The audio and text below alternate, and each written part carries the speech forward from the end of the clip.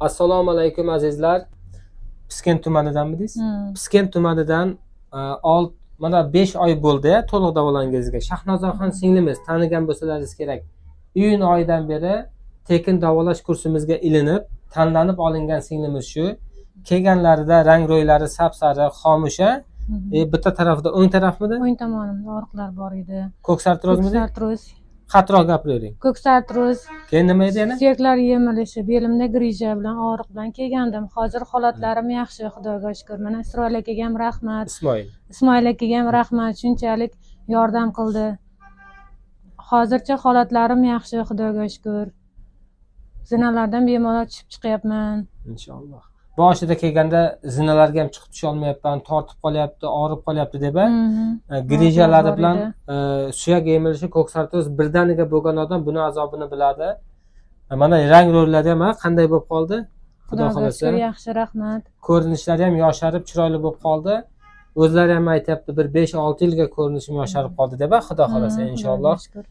Ranglari qizarib, tiniqlashib, ajinlari ketib, suyaklari o'sha ko'ksartrozlari yo'qolib, kamayib, ozgincha og'riq qoldimi? Og'riqlar bor, ozroq.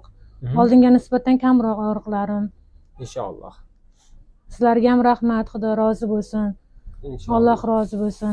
Shunchalik yordam qilib berganingiz uchun. Mana oxirgi etapimizni beryapmiz. Buni ichib tugatsangiz 6 oy to'liq tugagan bo'ladi. Bo'g'im choyi kasalligiga choyi. Shifo kalsiyni juda ko'p ichganlar uchun o'zi 3 oy deyilgan, 2 barobar ko'p ichib qo'ydilar. Shuning uchun bu safar shifo kalsiy bermaymiz. Haddan tashqari ko'payib ketsa ham ziyon bo'ladi. Oshiqni olib bo'ldingiz. Bo'g'im kasalligiga qarshi choy, Ibn Sinoning moddatul hayoti, archa isiriq yog'i surtishga va chuvalchang talqoni. Mana bu sizda oxirgi kursingiz. 30 kunga yetadi. Hali tushuntirganimizdek olib borasiz va bular tugaganda oxirgi marta kelib umumiy ahvolingiz yana bir ko'rinib ketasiz. Shu bilan tamom. Va albatta xohlasangiz xohlagan emirtizga borib tushirib kelaverasiz.